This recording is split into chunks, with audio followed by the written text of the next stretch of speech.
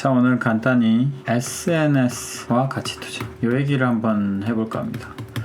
이 얘기를 하게 된 게 유튜브 같은 거를 보잖아요. 그러면은 우리가 본 기록에 의해서 맞춰서 추천을 해주지 않습니까? 모든 SNS가 요즘 이런 기능을 가지고 있죠. 우리가 원하는 거 혹은 노래 같은 것도 제가 운동을 하면은 운동 탭이 있거든요. 그럼 운동 탭을 눌러서 원하는 걸 좀 이렇게 스킵을 하거나 좋아요를 누르면 맞춰서 스킵한 것들은 좀 제외시켜주고 완곡을 들은 거는 노래를 추천해준다는 인상을 받았습니다. 근데 이게 저는 좀 무서운 기능이 아닌가. 한편으론 좋죠. 되게 좋은 게 우리가 이제 원하는 취향에 맞춰서 이렇게 움직여주는 거잖아요. 그 데이터가 계속 쌓이면 쌓일수록 나에게 최적화된 취향을 잡아준다. 문제는 생각이 굉장히 외골수로 들어간다 라는 생각이 들었습니다. 사실 투자에 있어서 어떤 의견을 정하잖아요. 의견을 정하면 일단은 confirmation bias라고 해서 왜 우리가 확증 편향을 가지게 되죠. 이렇게 내가 생각하는 어떤 요소가 플러스였으면 플러스에 해당되는 증거들만 모으는 게 기본 사람의 성향입니다. 이미 이 바이어스가 되게 강하게 존재를 해요. 확증 편향이라는. 근데 문제는 정보 자체가 유튜브부터 시작해서 나중에는 이제 검색 엔진들도 그런 것들이 작용이 될 수도 있을 텐데 그렇게 되다 보면 나에게 들려오는 팩트들마저 내가 찾으려고 할 때에도 중립적이지 않고 굉장히 나의 취향을 저격하는 팩트만 모이게 된다라는 생각이 들었어요. 그래서 저는 이거를 생각하면서 한편으로는 가치 투자가 이런 말 하면 좀 광신도 같은데 영원하리 라는 생각이 들었습니다. 예전에도 그런 얘기들 논의가 많았거든요. 가치 투자라는 게 그래도 어느 정도 좀 승리한다는 예전에 그램 앤 더스빌의 슈퍼 인베스터스 뭐 해가지고 버핏이 기고한 적도 있죠. 그래서 막 거기에서 정말로 동전 던지기 선수들이 한 곳에서 나왔는데 그 한 마을에서 정말 다양한 방식을 써서 같은 높은 성과를 냈다면 그거는 뭔가 이상한 게 아닌가, 어떤 비슷한 신념을 가진 게 아닌가, 이런 증명을 한 적도 있고, 최근 들어서는 이제 너무 이게 무슨 바이블인 것처럼 가치 투자를 하지 않음에도 불구하고 가치 투자를 한다는 사람들까지 있을 정도로 이게 굉장히 성공적인 방식이라고 생각을 하기 시작했잖아요, 사람들이. 그렇다면 그 방식이 있음으로 해서 오히려 우리가 버는 수익은 내려가는 게 아닌가. 왜냐하면 어떤 방식이 알려짐으로써 그 방식이 많은 사람이 쓰게 되면 당연히 내 수익은 내려가는 게 정상이잖아요. 그래서 과거에도 이런 고민들을 했었고, 거기다가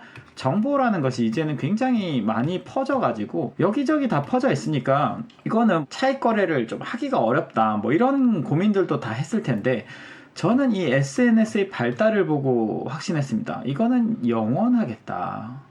왜냐면 굉장히 편향된 정보를 안 그래도 우리가 스스로 이미 확증 편향을 기본적으로 탑재를 하고 있는데, 확증 편향을 가지고 있는데, 유튜브도 나를 위해서 그런 정보들, 예를 들어서 제가 부동산을 안 좋게 본다고 치죠. 그러면 안 좋게 보는 영상을 몇 개만 봐도 그 영상들만 나옵니다. 그리고 이걸 좋게 보면 좋게 보는 영상들만 나오겠죠. 요즘 미디어들도 사실은 채널마다 편향되어 있는 게 있어가지고 어떤 미디어를 이렇게 보면 정치적으로도 편향되어 있지 않습니까? 분극화, 폴라라이제이션이라고 하나요? 분극화가 되어 있는 거죠. 이게 굉장히 각자 자기의 세계에서 살고 있는 그런 느낌을 좀 많이 받거든요. 이 사람들은 맨날 A라는 믿음만 있고 이 사람들은 B라는 믿음이 있어서 이 둘은 서로 섞일 수 없는 존재 같은 느낌이 듭니다. 물론 이제 거기서 댓글 다는 사람들이 진짜로 그 신념을 가지고 있는 사람들인지 다른 이유 때문인지 모르겠지만, 그래서 제가 예전에 농담으로 3G라고 얘기했었죠. 정치, 종교, 주식은 남들과 쉽게 논하는 것이 아니다. 왜냐하면 신념이 너무 다른 거예요. 그래서 시대가 점점 더 각자의 자기만의 세계에 산다는 생각이 들었고, 그래서 투자에 있어서는 이렇게 더 중립적인 사고와 공평한 합리적 사고가 점점 없어지는 시대이기 때문에 오히려 가치 투자를 제대로 한 사람들한테는 좋지 않나. 그러면 제대로 할 거면 어떻게 해야 되는가를 고민해야겠죠. 그래서 이제 한국말로 하면 이렇게 되나요? 데블스 애드버킷이라고 하죠. 악마의 변호사. 이런 옹호자, 이런 사람을 주변에 두는 것이 가장 간단하다고 얘기를 하는데 이게 좀 사실 쉽지는 않습니다. 왜냐하면 대부분 사람들이 이렇게 진짜 진심으로 반대를 해주면 굉장히 싫어해요. 감정이 섞이기 때문에. 그래서 이게 참 어렵다는 생각이 들었고, 사실상 이제 사람들이 어떤 그룹을 형성해서 투자를 할 때는 누군가가 나에게 진심 어린 조언을 해주길 바라고 하는 거잖아요. 그죠? 서로에게. 그리고 뭐 정보도 얻는 목적도 있겠죠. 그런 어떤 수익률을 높이기 위한 수단인 건데, 사실은 나의 확성기, 내 말을 그냥 계속 서로 간의 메아리처럼 정보를 서로 간에 확산만 시키는 그런 역할을 하게 되지 않나, 그룹이라는 것 자체가. 그래서 사실 이 역할을 정말로 해주는 사람이 좀 어렵고, 진심으로 한다고 해도 그 사람이 내가 알고 있는 정보 수준만큼 획득을 해줄리라는 보장도 없어요. 왜냐하면 나는 애착을 가지고 있지만 상대는 애착을 가지고 있지 않잖아요.